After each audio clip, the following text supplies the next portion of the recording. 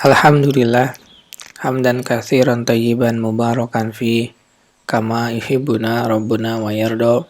Asyhadu an la ilaha illallah wahdahu la syarikalah wa asyhadu anna Muhammadan abduhu wa rasuluhu alladzi la nabiyya ba'da amma ba'du. Masuk kita pada tafsir Quran surat Ar-Ra'd juz yang ke-13 ayat yang ke-27 sampai dengan 29.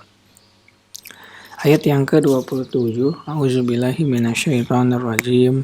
Wa yaqulul ladzina kafaru laula unzila alaihi ayatu min rabbih qul innallaha yudhillu may yasha wa yahdi ilaihi man anab. Orang-orang kafir berkata, mengapa tidak diturunkan kepadanya Muhammad tanda mukjizat dari Rabb-Nya? Katakanlah, sesungguhnya Allah menyesatkan siapa yang Dia kehendaki dan menunjuki orang-orang yang bertaubat kepadanya. Tafsir ayat yang ke-27. Allah Ta'ala memberitahukan bahwa orang-orang yang mendustakan ayat-ayat Allah, mereka bersikap keras kepala kepada Rasulullah dan melontarkan usulan dengan berkata, laula unzila alaihi ayatun min rabbih, mengapa tidak diturunkan kepadanya Muhammad tanda mukjizat dari Rabb-Nya? Klaim mereka bahwa bila datang sebuah ayat bukti kekuasaan Allah, niscaya mereka akan beriman.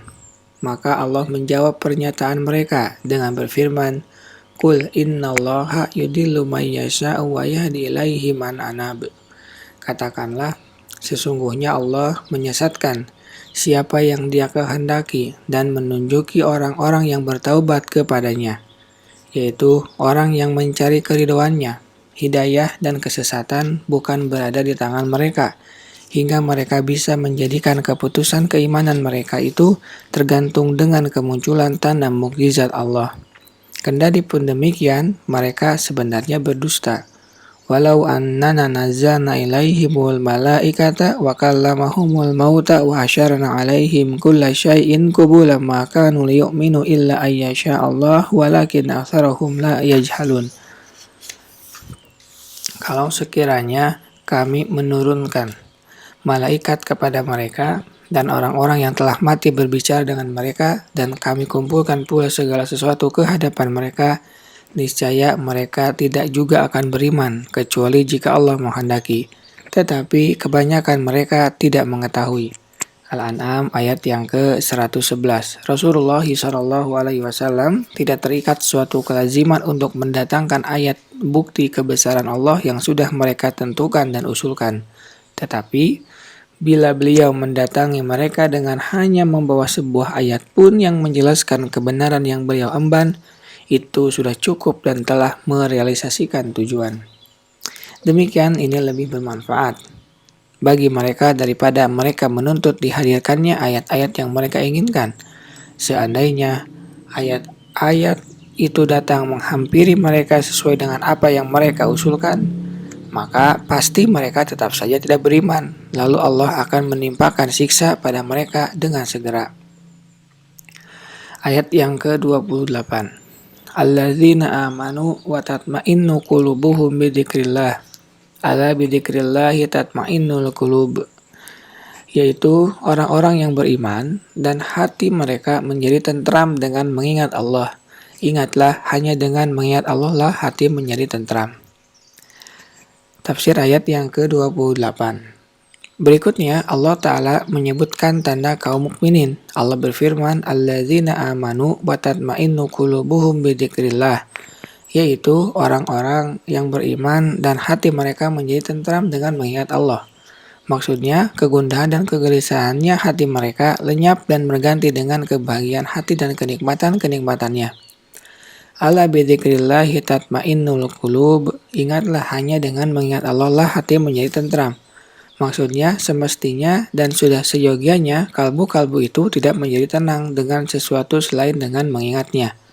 Karena tidak ada sesuatu pun yang lebih nikmat, lebih memikat, dan lebih manis bagi kalbu ketimbang kenikmatan dalam mencintai penciptanya, berdekatan dan mengenalnya, berdasarkan tingkat ma'rifah pengenalannya dan kecintaannya kepada Allah lah tingkat intensitas zikirnya kepada Allah.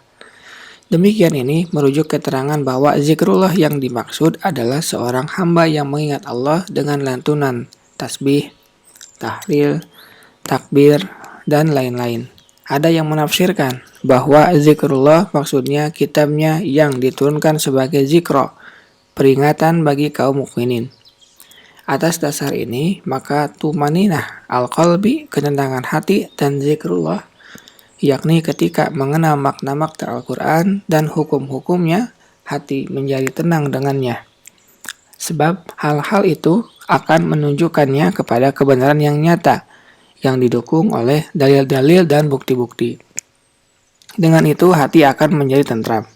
Sungguh, hati tidak akan tenang kecuali dengan sebuah keyakinan dan ilmu. Hal ini sudah dijamin dalam kitabullah dengan jaminan dalam bentuk yang paling sempurna dan paripurna.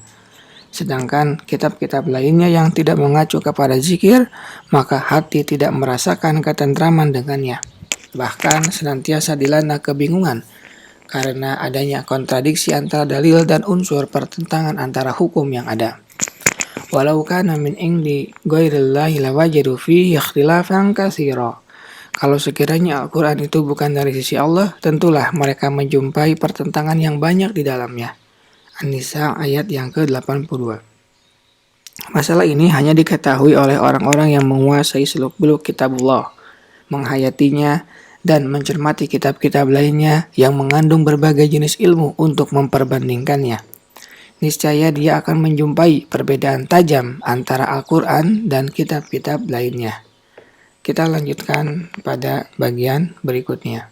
Subhanaka Allahumma wa bihamdika asyhadu an la ilaha illa anta astaghfiruka wa atubu ilaik. Assalamualaikum warahmatullahi wabarakatuh.